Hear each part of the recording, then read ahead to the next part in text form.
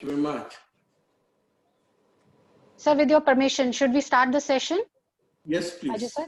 So, sorry that the password was a little bit, it had a comma which I missed. Oh, no, sir. It's for both of you because I want both of you should give me the permission, and if you are ready, that I should start the session for the day. Absolutely. Yeah, definitely you can start this session. Okay, sir. A very good morning to Professor Dr. Atul Parvatiyar, and good evening to respected directors, sir, faculty members, GLBIMR, and to all the students who have joined us today for this captivating session. I, Priyanka Rathi, Assistant Professor, GL Bajaj Institute of Management and Research, on behalf of our entire team, is honored to have you, sir, here today. Thank you so much for joining us. So the Global Talk series of today is all about how to future-proof your career in the world of uncertainty, how to make your management education worthwhile. I would say India is a country which is full of traditions, and one such tradition is invoking the blessing of Ma Saraswati before any disciple would seek knowledge from his guru. And today's guru is our Dr. Atul Parvatiyar. So even today is no different. So let us all with folded hands seek the blessing of goddesses.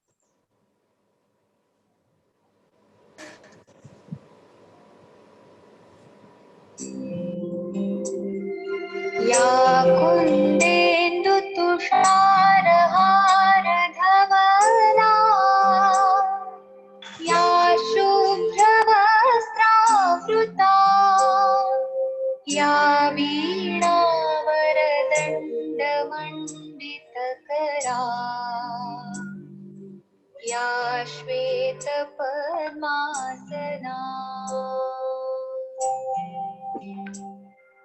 या ब्रह्माच्युत शंकर प्रभृतिभिः देवैः सदा वन्दिता सा मां पातु Saraswati Bhagwati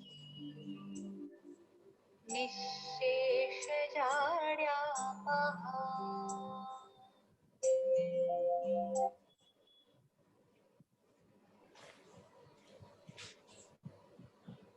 Our institute was established in 2007 under the visionary guidance of Shri Pankaj Agarwal ji, Vice Chairman GLBIMR, and our institute has done record of things in 13 years of time.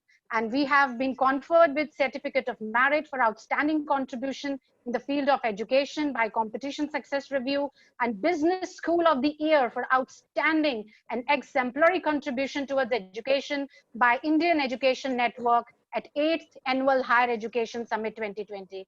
And our institute is flourishing every day under the stewardship of our director, Dr. Ajay Kumar, sir. He is a strategic thinker and an academician with a revolutionary spirit. He carries more than 33 years of experience in academic research, training and consultancy, and has been awarded. And I would now like to, with these words, request our director, sir, Dr. Ajay Kumar, sir, to formally mark the beginning of the session and quickly welcome our chief guest, Professor Dr. Atul Parvatiyar, sir. On behalf of GL Bajaj Institute of Management and Research, I take this opportunity to welcome the esteemed guest of the day, Dr. Atul Parvatiyar ji. It's a pleasure to listen to him. I have earlier also availed the opportunity to have his session, I think 2018 itself. So it's a great opportunity to have an interactive session, and I have already communicated to all of you that you must raise questions so that he is able to answer to most of the questions, or rather all the questions which you are going to raise, and in his discussion or in his deliberation, he will be able to guide you, as he has already communicated me that he would like to interact, not to deliver a lecture to the students. So without wasting much of the time, I would like to request Priyanka to start this session. Thank you very much. Right, sir. I'll just take 1 minute to quickly introduce Professor Dr. Atul Parvatiyar to students. He's an experienced academician, consultant, researcher, and entrepreneur with a demonstrated history of working in marketing, advertising, business strategy domain. He's currently positioned as Director, Center for Sales and Customer Relationship Excellence, Texas Tech University, Rawls College of Business. So we would like to make this session more interacting. And so that is why I would like to start off with the first question, which is from one of our students, and she wants to know, quality education has become challenge in India. What policies should be implemented to make it better?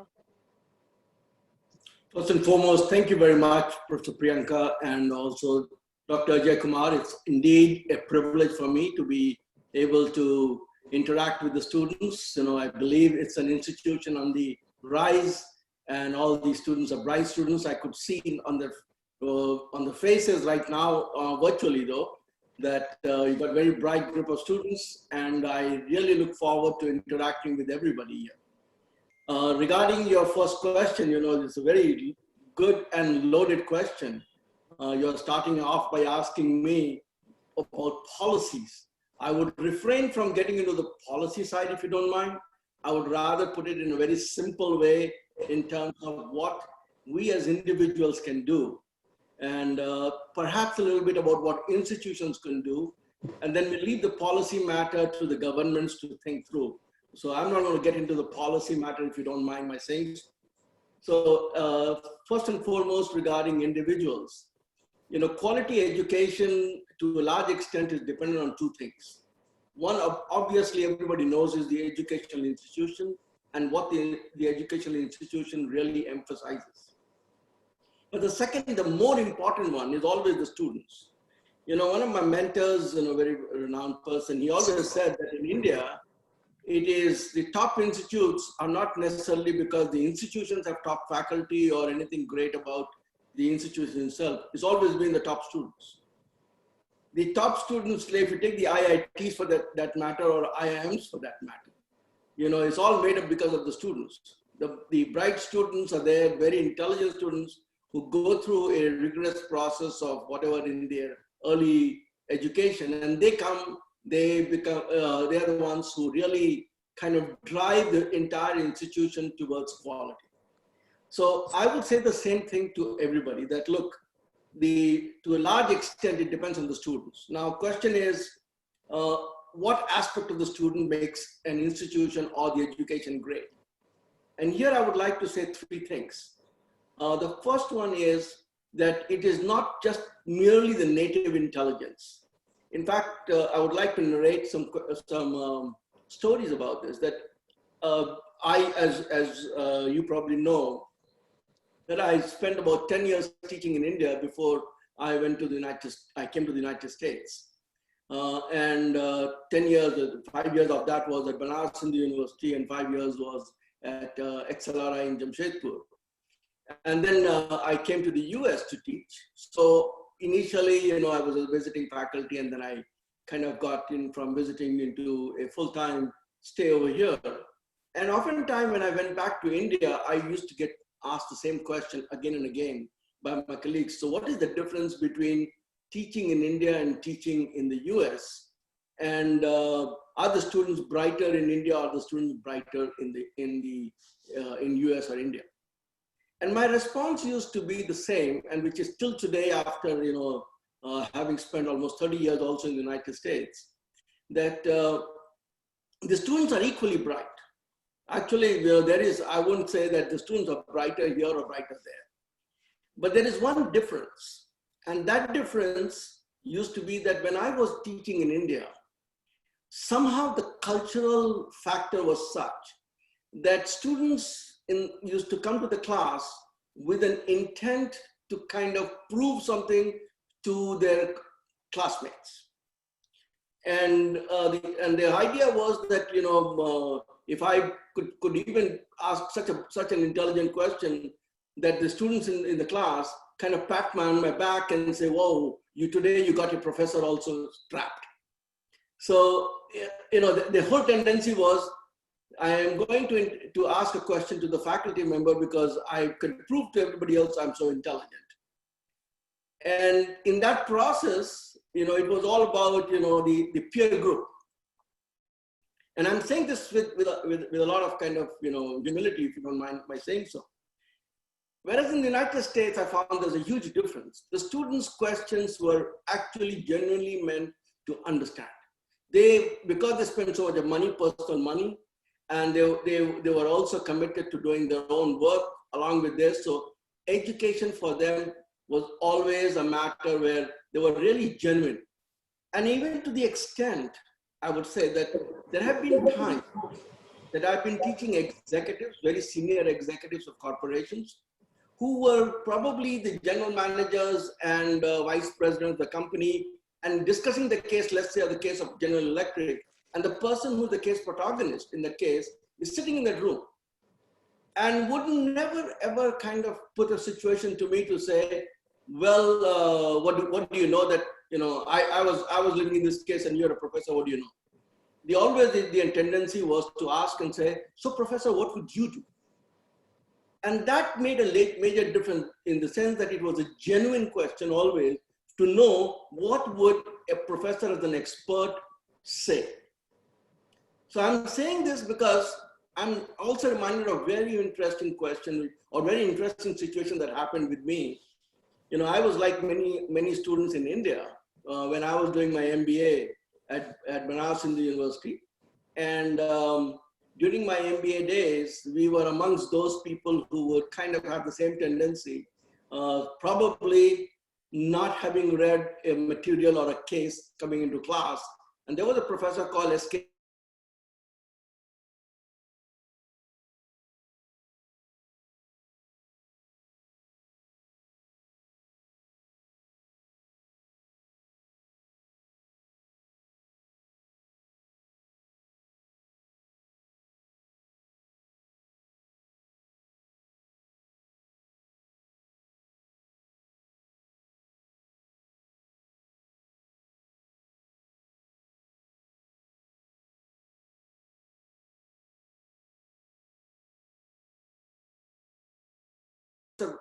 Raj Bhandari, he suddenly stopped and made a comment. And he did not kind of pinpoint to anybody, but he made a general comment to say that, look, many of you are very intelligent. You don't have to come prepared to come to class, but you can make an intelligent point simply because you can listen to the drift of the discussion and say something intelligent because you're very intelligent. But in the process, what have you learned? Who are you trying to really fool? If you did not prepare, you didn't learn. You're trying to fool yourself. You're just trying to prove to the other people in the class that you're an intelligent person. Well, you are intelligent, that's no doubt about it, but did you learn in the process? And when he said that, and this was my fourth semester, almost at the end of my program in the MBA, that whole comment just hit me right here. I felt like he's actually speaking to me. And I felt like how dumb and stupid I am that I have not realized this, that in order to learn, you got to prepare. It is not a matter of just being intelligent, it's a matter of putting in your due diligence to prepare yourself, and then you are in a better position to be able to kind of decipher what is being discussed. So the long and short of all this, what I'm saying is that in order to succeed, you have to put in your due effort. And it is extremely important, especially in a professional education, such as management education, especially if you're doing this as an MBA program, etc., then you need to put in your effort. Quality education comes in when there is an equal amount of effort from the student as well as the faculty. The second point, so that's number one point I would like to say, that how do you make education really work for you? Because it is not a rote learning scenario that we all know. It's not a matter of one-way communication. And learning does not happen just because an instructor says something. Learning happens when my mind kind of deciphers something. When I am in a position to, as a student, I am able to decipher and say, aha, this is where I need to understand things. This is what I need to kind of bear in mind when I'm doing something. So learning is always in the student. and therefore you have to be tuned towards it. So education is a matter where you unlock the potential of the student. And it's very, very important. You know, how can we unlock the potential of the student? And the student has to be willing to unlock their potential. Everybody has a lot of potential. And the question is, you are taking this entire program, doing an MBA for the purpose of unlocking your potential so that you have no constraints when you're up on the rise. So it's important, as I said, one, allowing yourself, come prepared. Number two, allowing yourself to absorb and become curious and question in your mind to say, what is it that I can take away from it? What do I need to understand from my application tomorrow, whether it's professional job or my professional life? What I need to do? Well, how do I kind of decipher this? And the third very important thing is that, I have heard this statement in India quite often by many students, even in, I teach in the IIMs, whether IIM Lucknow, I'm Indore and Mica, and then also teach in XLRI and other places at times. And I often hear very often people saying that there are a lot of people who have graduated, alumni, come back to the school and tell the students that, look, nothing is going to matter, all your education is okay. At the end of the day, the real world is very different from what you're going to learn in your MBA program or so. And when I listen to this, I kind of clinch on it because I think the people have just gotten it wrong. I have run a business. I have been consultant to many companies. I for 18 years, operated around the world in terms of my own companies, and I've been in education. Well, I hired a lot of people from these institutions, from Ahmedabads to the XLRIs to the BHUs and other places. And I can tell you one thing for sure, that everything that you're going to learn in the MBA program will be useful and more. Please take the education somewhat seriously. It's an important part of life. Instructors also, you will find, they get energized and challenged when the students come prepared. The best way to get an instructor really charged up is to let the students kind of come charged up. A lot of times students spend a lot, in India particularly, what we should have learned in our high school or undergraduate, we tend to push it to do it in the master's program time. For example, too much time is spent on extracurricular activities. Too much time is spent in terms of doing things that you should have learned and done it all the way from your high school and undergraduate programs as well. I'm not at all saying you should not do any extracurricular. You should do a lot. And I'll take my own example if you may permit me to say so, that I was representing my university, BHU in dramatics. I represented the university in debates. I played for the state of UP in football. I was there almost I was doing politics. I was teachers association secretary, later on student. I did all the things, everything possible. But one thing was very important, that don't miss out on the educational part of things. So my long answer to everything is quality education is something that is made largely by how students discipline themselves and what you kind of expect and demand of your faculty members. For the faculty members, I would say one point, if you permit me to say so. For the faculty also, it's extremely important that our role as a faculty is not merely to kind of come and deliver a lecture. As I said earlier, we all need to have a teaching philosophy. And one of my philosophies is, how do I unlock students' potential? At the end of the day, the whole idea is, we're doing it for the students, and the students thereafter, they need to kind of utilize the full potential and be in a position that they are expected to be. So as faculty members, we need to always be cognizant of first, what we can do for the students. And second is, what do we need to do in order to be up to date with what's going on around the world? And that happens by keeping ourselves abreast, both with knowledge as well as with information. And particularly, as we all know that as academics, one way to learn always is by doing research. And then at the same time, the best way to learn is also to teach, by the way. So teaching is the best way, which somebody says that students have to only perform during the exam, but for a professor, they have to perform every day, right? So that's my long answer to the question. I wouldn't say anything about the policies of the government because I don't want to get into that political aspect. Very rightly, sir, said that professor has to perform every day. So next question from one of the students is, will COVID-19 bring paradigm shift in management education? It's a good question, but let's take COVID-19 and say what's going to happen with that and what's happening. We all know that two things have been impacted. One is an impact on our life and the way in which we live. And second has been an impact on our livelihood in terms of what really is the fuel for our, what you call life by itself. So in that respect, what I would say is that the first one in terms of life, we have all faced the situation that things have been not normal for us. We used to kind of, interact in person. Today we are talking virtually. We are restricted within our own zone. So we all know this. Was there a question or was somebody saying something? No, sir, please continue.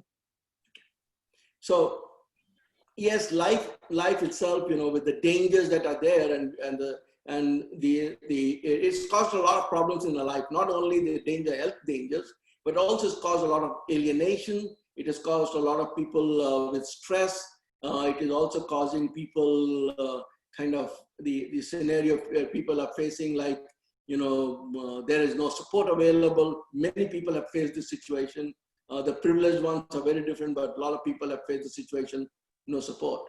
But the bigger impact has been of the livelihood because economies got shut around the world. As you know, economies have dipped in almost every category you can think about around the world. Of course, India has been in the worst, the economy looks like the most underperforming amongst all of them. Therefore, COVID-19 is going to have a long-term impact. Even though we call it a black swan, but it's going to be a long-term impact.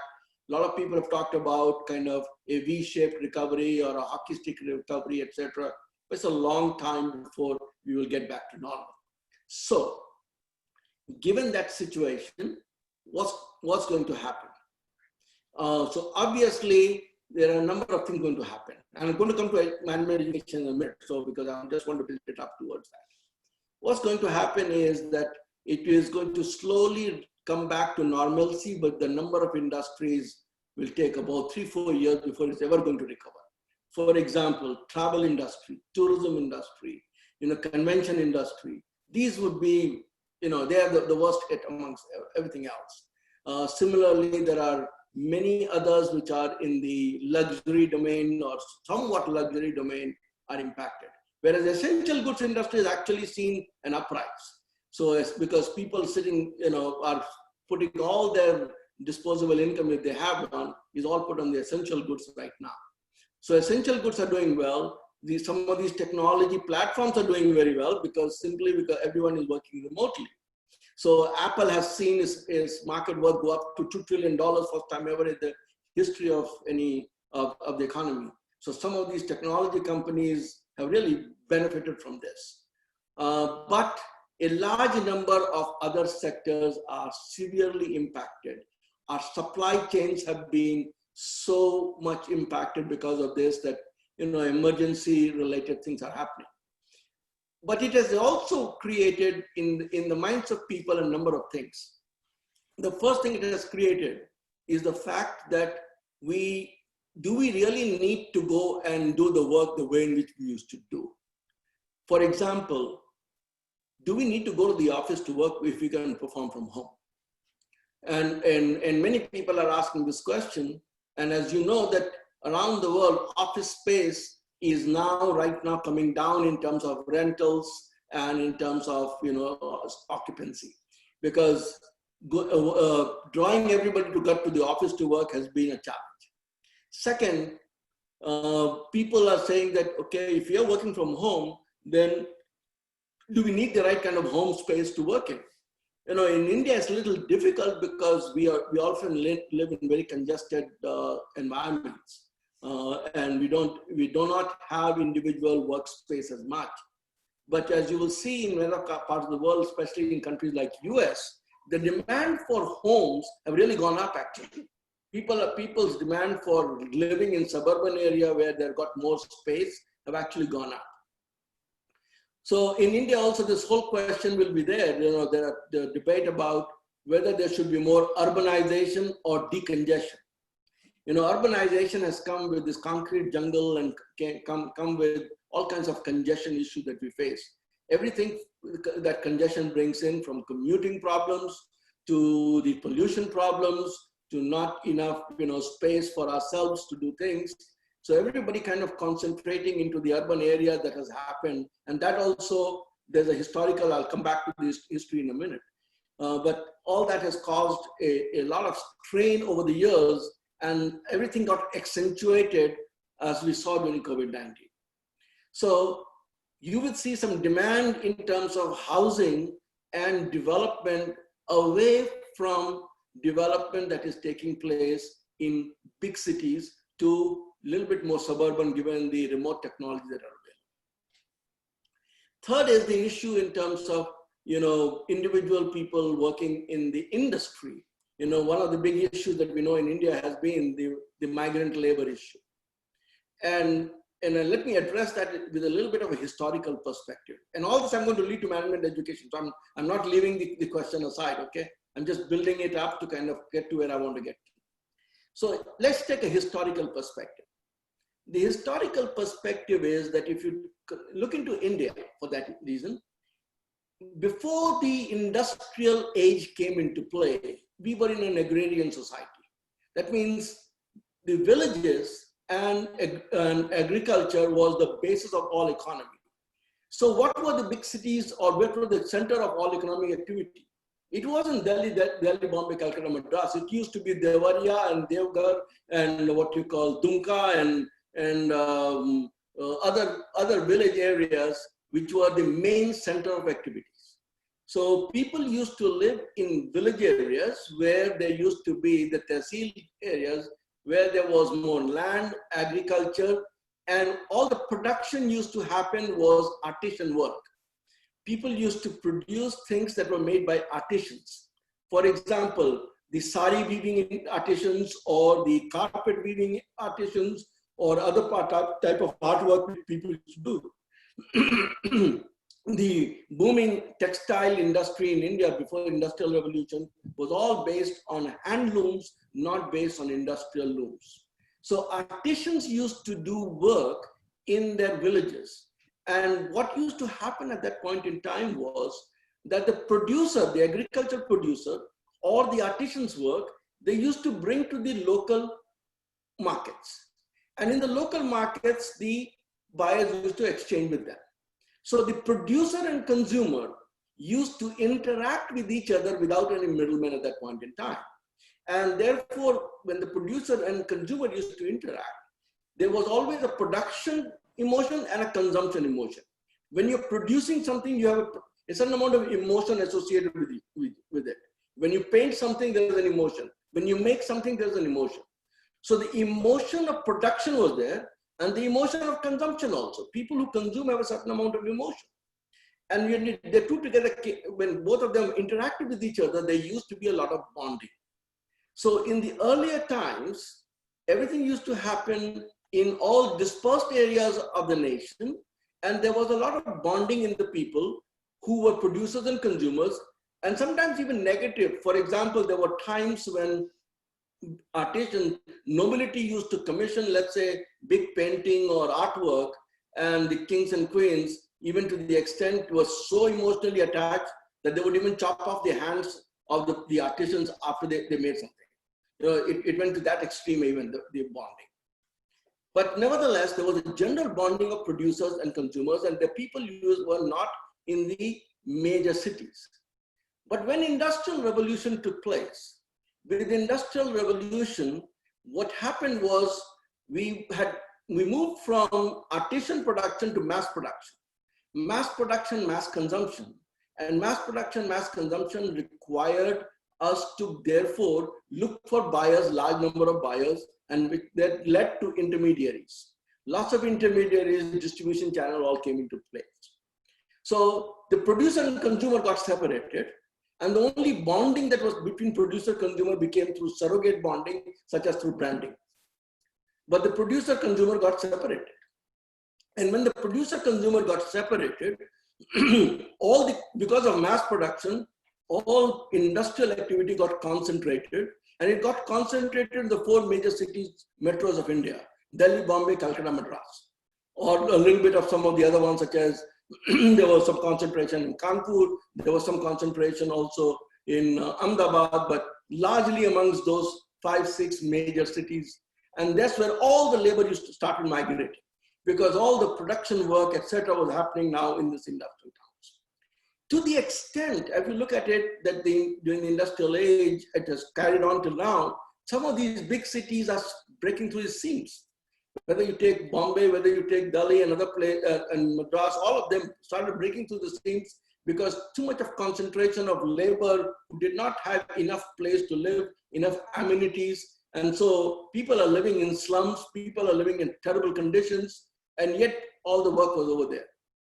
Up until at least the early 80s, that was the situation.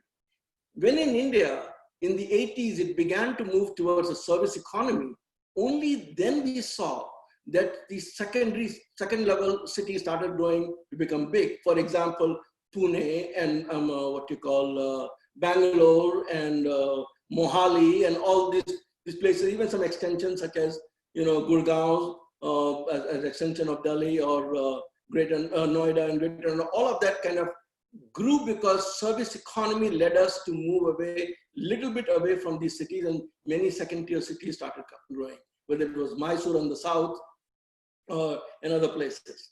Now, even that has kind of, also, so when not very well planned, therefore we again saw more, slum development in those areas.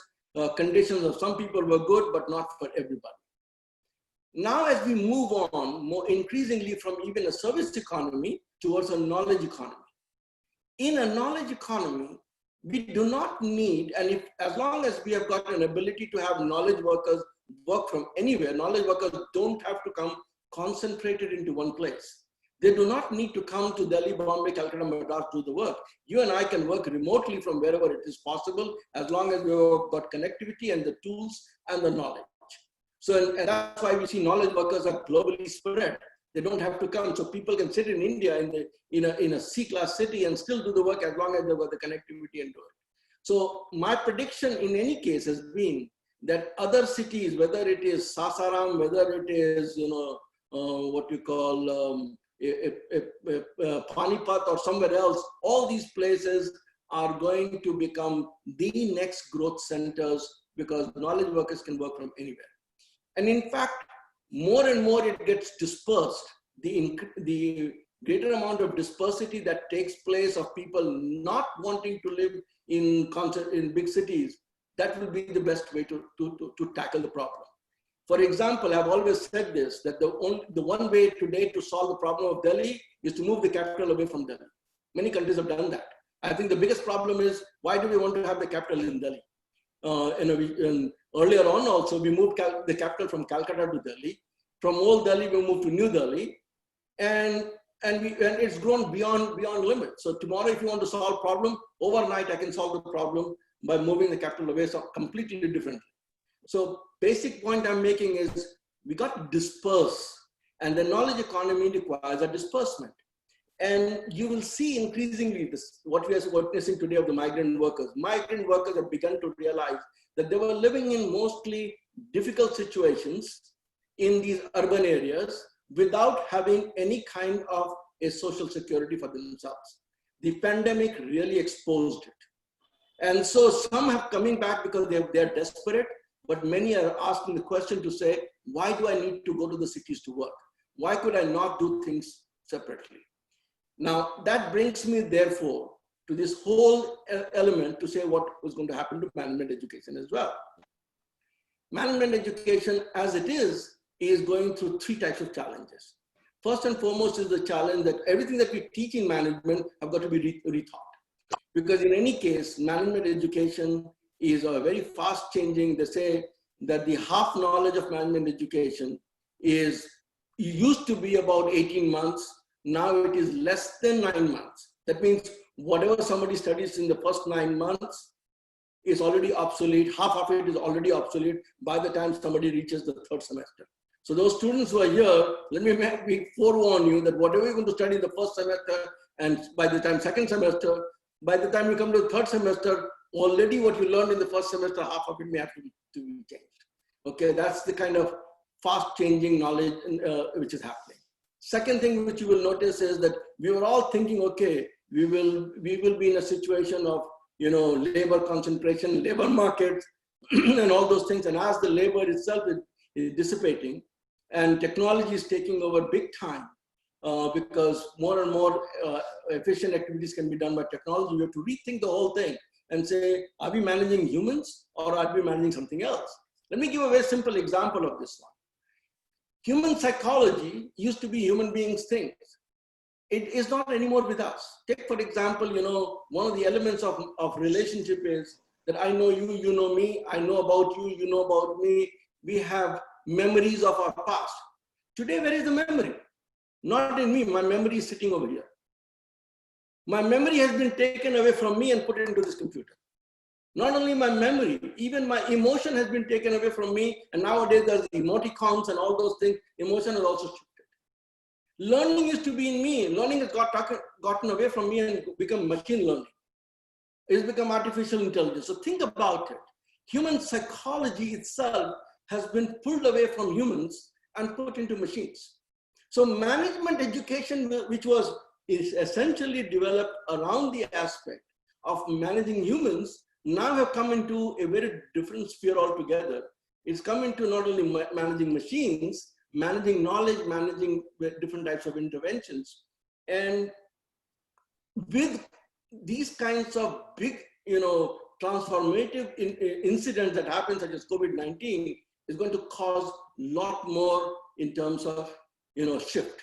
So the traditional management knowledge itself is going to shift dramatically, which is what I mean by that is that the general management knowledge, as you will see, is not going to be as applicable. It's going to be specialized management knowledge, more and more specialized, such as healthcare management, such as management of, let's say, you know, supply chain, management of, you know, transportation, logistics, management of, you know, systems that are uniquely different, whether you're managing, you know, financial services, something else, a lot more specialized.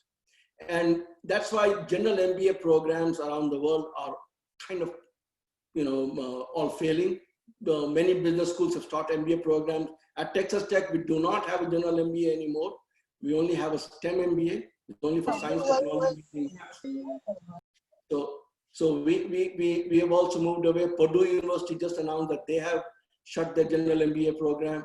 So management education is up for three types of changes. One is a change that is related to the curriculum itself, because curriculum is undergoing change. Two, general management does not really work anymore.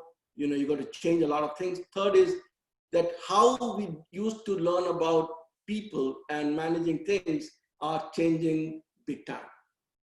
And with COVID-19, everybody is learning remotely. So it becomes again a question that the whole management experience, which used to be a lot more, you know, experiencing teamwork, experiencing project work, experiencing case discussion, all of it now is remote. The question is, how many students can cope up with it? And do you really get the same experience or not? So this will become a big challenge, you know. Many places people are teaching remotely. I chose, just to give a personal example, I chose not to do 100% online, although I've been teaching online as well, but I chose this semester within our given constraints to teach face-to-face, because the experience of teaching face-to-face is very different from experience of teaching or learning in a remote world. So many things we can do in a hybrid environment, yes, but I don't subscribe to the idea as yet that everything is going to move only from a remote position. Remote with face-to-face will be a part of the learning. So that's what I believe is going to happen. Sorry, I've given you a very long answer to that. No, it's all right, sir. And there are many intelligent questions lined up for you, but suddenly just a very interesting question popped up, which I thought I should ask first. One of our students wants to ask, if you're taking an interview in today's scenario, what will be your first question? Very good question. I don't know, what my first question is going to be. I wish I knew. Maybe let me ask the student and say, turn around and say, okay, if you were the interviewer, what is the question that you will ask? I don't know. My questions are very impromptu. So I'm going to turn around to the person and say, what is the question that person is going to ask? Can you ask the student? Because I'm sure that the person has some very intelligent ideas. Sure, sure, sir. And it's a very interesting way to answer. I mean, now at least he'll have something to think about. So our next question is related to artificial intelligence. A student wants to know how this AI is going to change the scenario of job in the market today. Again, very good question. AI is already changing it. AI has changed many jobs that used to be routinized jobs. Intelligence has taken away from, another human psychology or human trait used to be intelligence is moved away from us. The machine is more intelligent than the humans right now. The tasks that have to be done repeatedly will be done by artificial intelligence. That means, human beings that wanted to learn to do things repeatedly, like a process, those who did not want to apply their mind to think, differently, they are all going to be challenged to find a job. So people used to go to do a job on a routine basis. All those who are looking for a routine job, sorry, there are no jobs. Routine jobs are going to go away. Every day you should be prepared for a new challenging thinking, because that's what humans can still do. Humans can design the artificial intelligence. Artificial intelligence will also start doing it, by the way. They will also be designers, but we have to be a step ahead. We need to design things. So we need to learn to become designers and constantly thinking new things. Those who were thinking the common Indian tendency is कि IIT crack कर लिया, अब उसके बाद placement crack कर लेंगे, फिर IIM crack कर लेंगे, फिर नौकरी पे crack. The whole tendency was crack the test, life बन गई. Sadly mistaken. Absolutely mistaken that you will not be in the same situation, unfortunately. You need to begin to think and say that every day I have to think something new. Every day I have to keep abreast with the changes. And what would I design tomorrow? So I think with artificial intelligence, the more artificial intelligence comes into play, the more there is going to be shift away from routinized tasks to extensive problem-solving tasks. We need to become limited and extensive problem solvers.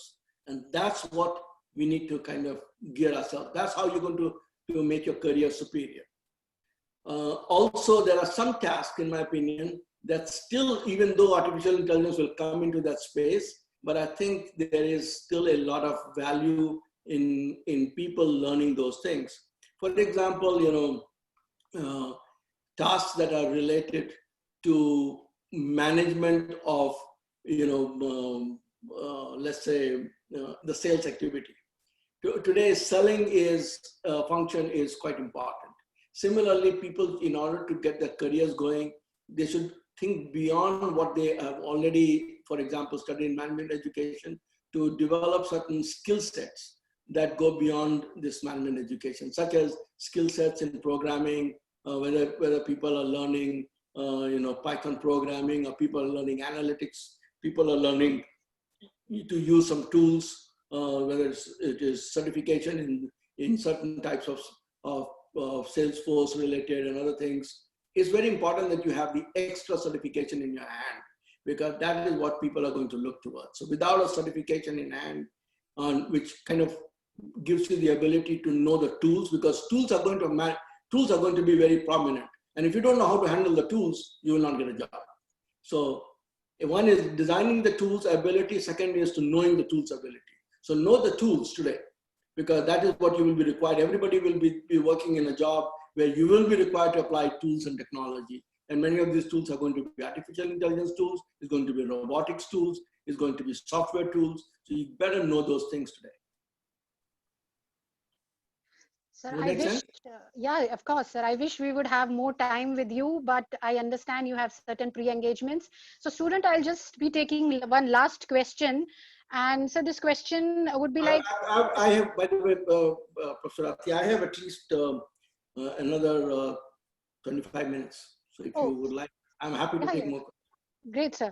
So a student wants to know how online education courses, which we can see have already flooded the market, how these courses are going to change the scenario of job in upcoming time.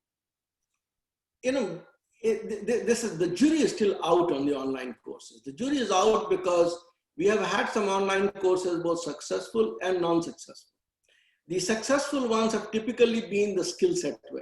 For example, Microsoft skill set or Oracle or Salesforce or all those skill sets, they have given certification and people have found jobs very easily because those technology online courses have done very, very well because they teach you some of the tools quite well.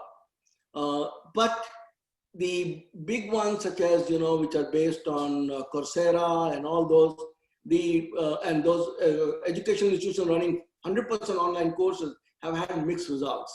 In the sense that there have been many courses, the dropout rates are extremely high. People are not completing those. You know, that's the biggest problem that people are facing.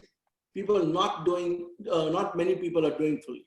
But there have been many who have been very successful. For example, I used to teach an online course at University of North Carolina, Chapel Hill. And their entire MBA program is online and it's #1 rated in the online MBA program. And the way in which it is designed, it really works. So online education is at this point in time, it's a mixed feeling, mixed results. And I would say it will mature. It is not going to go away. It is not going to fail. People will still want the college experience, but at the same time, people will also want the ability, the flexibility that online education provides. Online education has lots of flexibility. And if it is well designed, it works quite well. So best is what we say is some immersive experiences that are face-to-face, and there are some online courses that are hybrid done outside that. So 100% campus-based courses are probably going to see a kind of downward trend. Probably.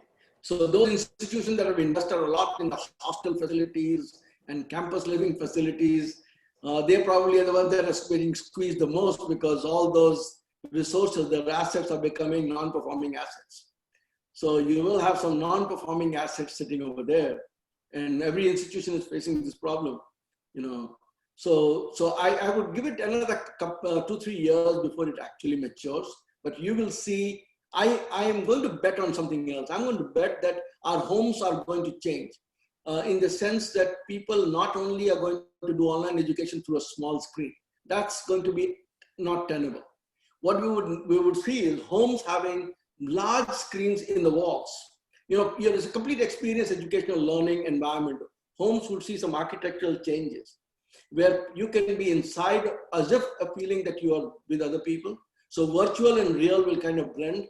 So I do see future where architectural changes in classroom, in the institution, and architectural changes at home is going to take an accelerated pace, and homes will become environments where you can almost have screens that you're virtually there, rather than one small screen, fixed screen, because this kind of constrains your thinking.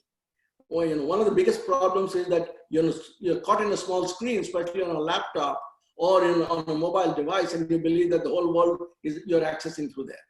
You know, people have become, earlier people were becoming cubically global. That means they sit in the cubicle and talk to the whole world. Today they are becoming screen global, one screen, they're talking globally. I'm here somewhere else, you're somewhere else, we're all interacting all through the small screen. The challenge is, can we think outside that screen? Because sometimes, this modern generation gets so constrained, everything they think is on the computer screen. And I often want to tell people, get out of the computer screen, put on the white wall, on a whiteboard, and think through it, because this is a constraining environment. So I do believe that architecturally there's going to be changes. Somebody may raise the question, say, will people afford it or not? Technology, the good news about technology is the rate at which the cost comes down makes it very affordable. It's one of the fastest changes that happens in terms of the cost.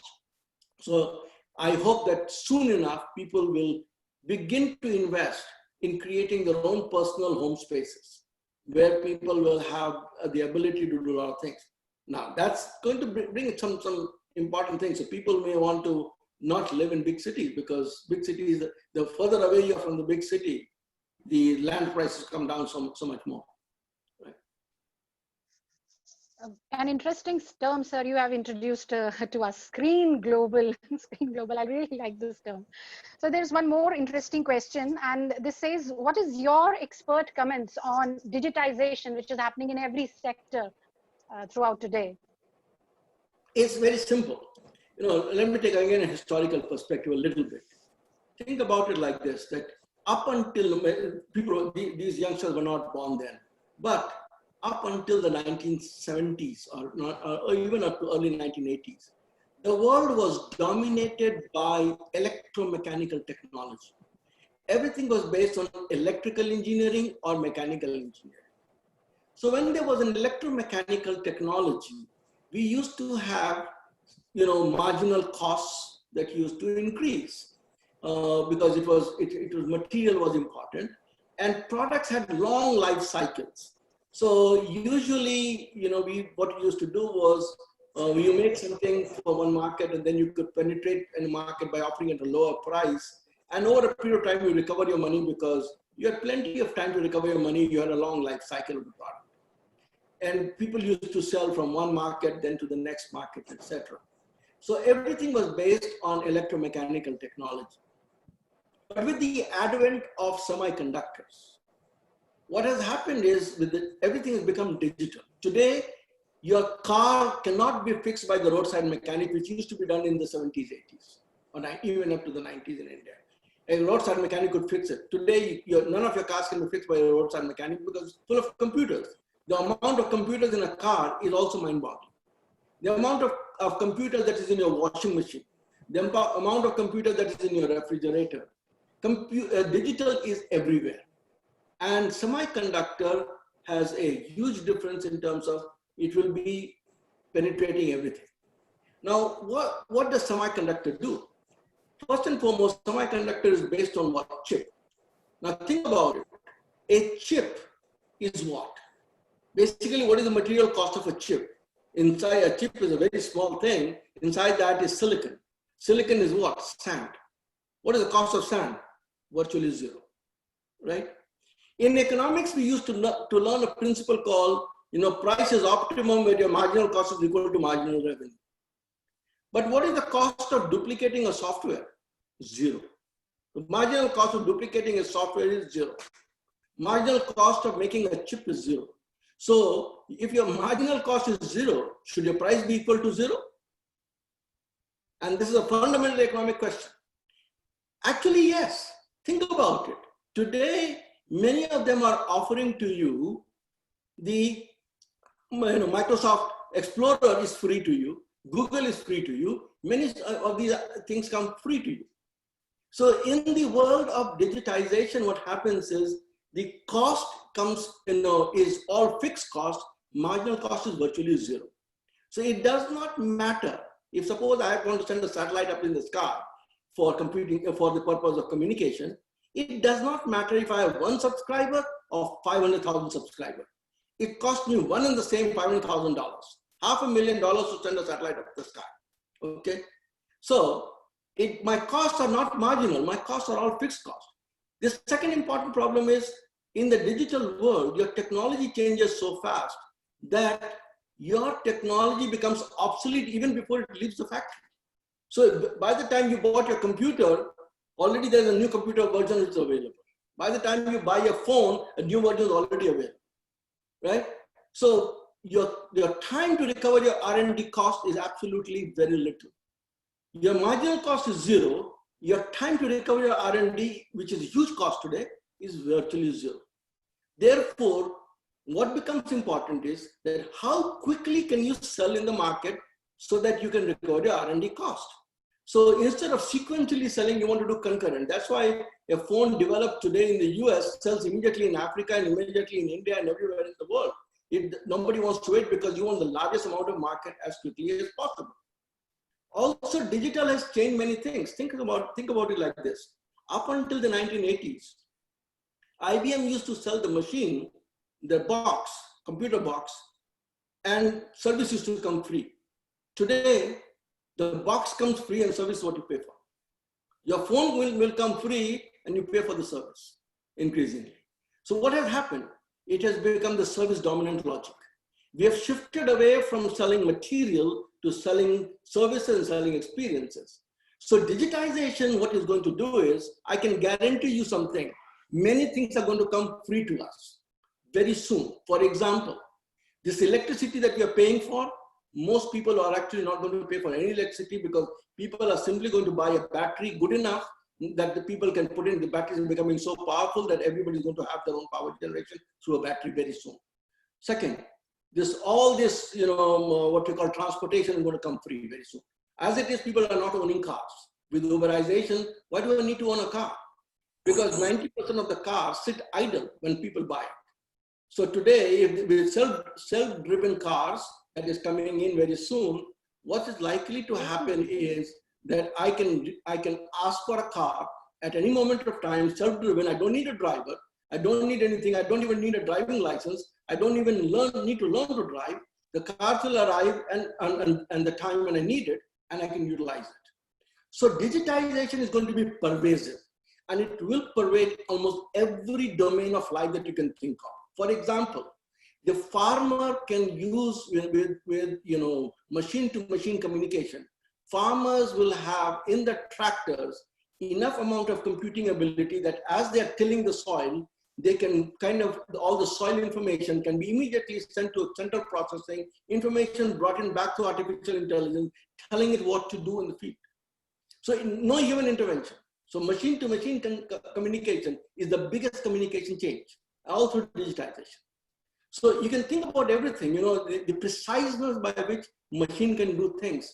Humans are not able to precisely do as many things. And digital technology makes it easier to do so because digital technology, A, has got the precise ability, and B, it is getting cheaper and cheaper every day. So that's what's going to happen, in my opinion. So these students are in an exciting world. As they complete their education, they will see a huge amount of changes, and then better be aware of things that are changing. The traditional doesn't work. You have to be aware of what's going to happen, how things are changing. You'll be living in a world that your generation above have never even imagined. Let me put it this way. In a world that we have never even imagined, traditional thinking is going to be out of the window. Thank you, sir. Thank you so much. Your years of research, your depth of understanding of subject matter, and your ability to present the issue at hand in such an interesting way produced one of the most memorable evenings of today. I, on behalf of GLBIMR faculty and students, would like to extend our gratitude. Thank you so much, sir. We are pleased to share that to harness the latent potential of the nation in sync with the policy frameworks, a public charitable trust, namely International Chamber of Professional Education and Industry, ICPEI, has been made and registered under Indian Trust Act 1882 with registration number 1557 at Greater Noida, Gautam Budh Nagar, Uttar Pradesh, India, established on December 6, 2019. ICPEI aims to create a platform which facilitate integration of skill-based education, training and consultancy in close association with industry and policy makers. Mission is to develop and promote professional education systems in India and developing Asian countries to make it globally competitive, to address the requirements of the industry, employers by shaping and enhancing the professionals education delivery. So today, ICPEI takes pleasure to announce that Professor Dr. Atul Parvatiyar has been awarded with an honorary membership of Global Advisory Council, ICPEI, as a token of appreciation in consideration to his invaluable contribution towards industry, academia, collaboration. So please accept it with our sincere thanks. To end this session formally, I may request our Honorable Director, sir, to please step in and give the concluding remarks and vote of thanks. What to say? Professor Atul Parvatiyar has always been excellent, not only in deliberation, but in bringing out the facts and figures with proven ability to direct all the students or industry or participants in the direction which may lead to success if followed properly. Here, students have listened very carefully, and I believe that all these students must have learnt a lot and must have very good lessons for their future career. Even faculty members must have benefited a lot by the deliberations made by Dr. Atul Parvatiyar towards the questions which were raised by the students. I know that Professor Parvatiyar has been very busy with his not only teaching assignment but other assignments too, and he had opted for this time for the reason that I think if we talk about American time, then from 9:30 he is having a meeting. So let's wish him a great success in his career, and let's ask him to keep his blessings always with us, and we should have the opportunity to listen to him when the students join second year, and then I will requesting him to deliberate on his own lovely subject, that is here. Thank you very much, sir. Thank you so sir, much. for your kind words. Thank you. Yeah. Thank you, sir. Thank you. Thank you. Thank you, sir. It was an honor. Thank you, sir.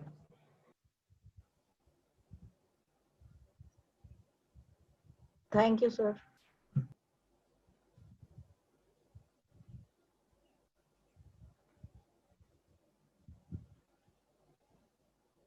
Director sir, you will be ending the meeting, sir? Should I end the meeting? Saurabh sir, are you there? Yes, I'm here. I think sir is not there. I think Right. So, So I think I should. Dr. Arpita, you can just exit the meeting now. Saurabh sir is there. Saurabh sir is the end the host. meeting I'll just leave the meeting, right? I'll just Should I end the meeting? You're the close co-host, you the can do it. meeting. I can close the meeting. Okay. Thank you, everyone.